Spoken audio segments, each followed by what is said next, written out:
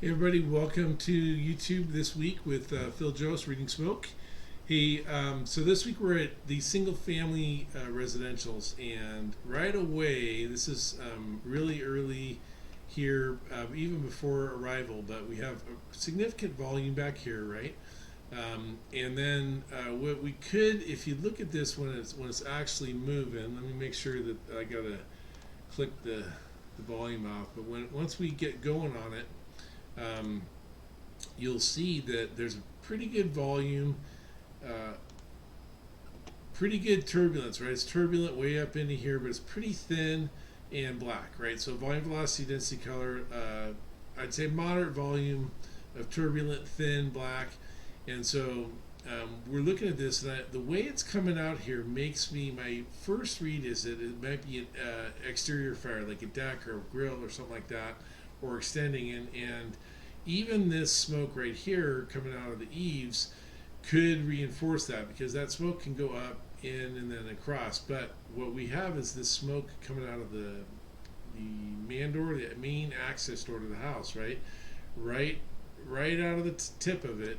And so that's going to be a key indicator that this is not an exterior fire that's extended to the interior for a number of reasons. But the main one being, even if this was exterior fire got up and it was actually rolling in the attic, you almost certainly wouldn't see the smoke coming out of the man door here, right? You would the smoke. This would probably be an intake. There might be smoke. There probably still would be smoke coming out of this roof, but this right here is a good indicator. Even though this volume here is super low, it's basically laminar smoke, thin. The color's still black, but that's going to tell you that that fire is definitely inside and on floor one, right? It's not a floor two fire, it's a floor one fire. That would be my guess, right? Just from this initial read. And obviously getting around to the back of the place would help you out some. So if we go, one of the things is to go back here. We start at about 360s. It might be a little tough here just because of the fences and stuff, right? So you might want to get a 270 where you pop back here, take a look, and pop up front, find the gate, right? Reach up, undo the latch. Almost certainly you can get down there, but trying to get all the way around, I probably wouldn't spend my time to do that. I'd probably get my 270 rolling in, take a quick look at the back, and then be off to the races as far as getting a line in place, right? That would be the thing I'd want to do, is get that line rolling. And we move forward. Now they've opened the front door here, and you can see they just opened it, right? Go back just a touch, right? And this volume, velocity, density, color is pretty significant. The neutral plane's about half, right? Which is what we would expect to see if the fire is on the same floor, right? We're going to get a neutral plane about half, and the VVDC is just going to grow from this point until they start putting water on it, right? So there's added ventilation, and the fire is growing pretty significant now back here. Again, I would presume this is a floor one fire, not a floor two fire, just from the amount of smoke coming out and the level of the neutral plane down here. Now I also look at these places, and one thing we always want to think about is basements, but when I look at these houses and take note of them, I don't see any openings down low. My guess, it looks pretty flat here. And if this was your district, you would know, right? You would know rolling in what type of construction it is.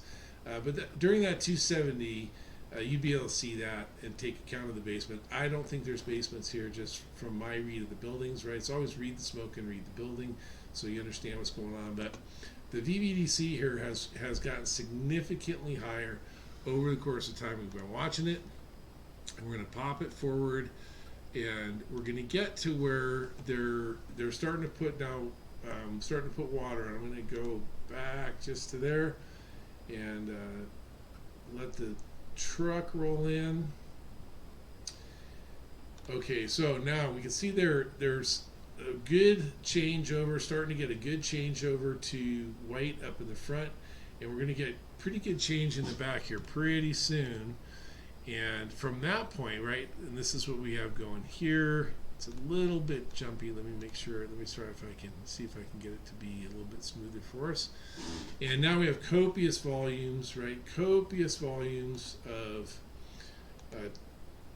turbulent white smoke or steam, right? Really good conversion. Wow, this video is just being a little bit of a pain. There we go. That's a little bit smoother. Sorry about that. Technology, what are you going to do? Right? Copious volumes, clean, pristine, dissipating white, good water application. And from this point, as we've talked about in a lot of videos, if you're over the top on this fire, your VVDC is going to that initial crush of copious volumes of white, then everything should start to go down, right? And it should continue to go down over the course of the incident. And any place where you maintain velocity or increase velocity over the course of that time, you're going to want to check that out as far as being an independent fire. Maybe you've got some spot fires going up in the attic or something like that. But in this case, we can sort of zip this forward, and we'll get a good look at the house here in just a second. But we can already see from here, right? So the overall, the VVDC has gone down tremendously, right? Tremendously over a couple of minutes. And that's what we're looking for, right? That's what we're looking for. And now it's almost completely gone, right? If we look at it now, there's almost nothing or even nothing, we could say, coming out the front.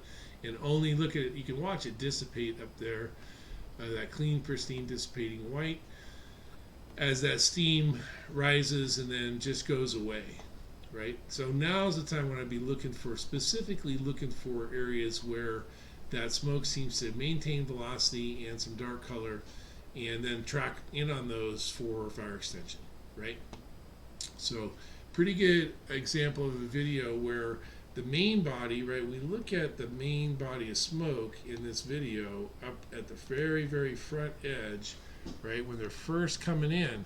There's a lot back here, and it's good to take note of, but some of the key indicators are this very low volume of smoke in the front, telling you a lot about what's going on inside, right? This tells you something, but this, I think, from my perspective, this tells you a little more, fills in the detail, makes it a little more vivid slide about how to get there. Because if it's a 4-1 fire and the fire is in the back, getting through this door and back to the seat of the fire should be relatively straightforward in this type of house, right? The stairway is probably there. You probably go left or right around the stairway, and you'll find the kitchen in the back there, and be able to get good hit on it. Probably even be able to start hitting it right from that front room and just start getting that water on there. All right, so thanks to the folks from New Jersey for posting this. The links are in the show notes. Not live this week, but on time at 2 p.m. Eastern every Thursday with new content. You can always see in the show notes where I'm teaching in the future. Got some good classes coming up January, February, March, April. Got dates booked all the way through November. Still booking for next year. Got a couple of dates left. So if you're looking to have me come out next year, let's start talking about that sooner rather than later. All right. Thanks, everybody, for being here. Thanks for being part of the Reading Smoke Nation. And thank you so much for this great year. And let's have another one looking forward. All right, everybody. For Reading Smoke with Phil Jose, I'm Phil Jose, and I'm out.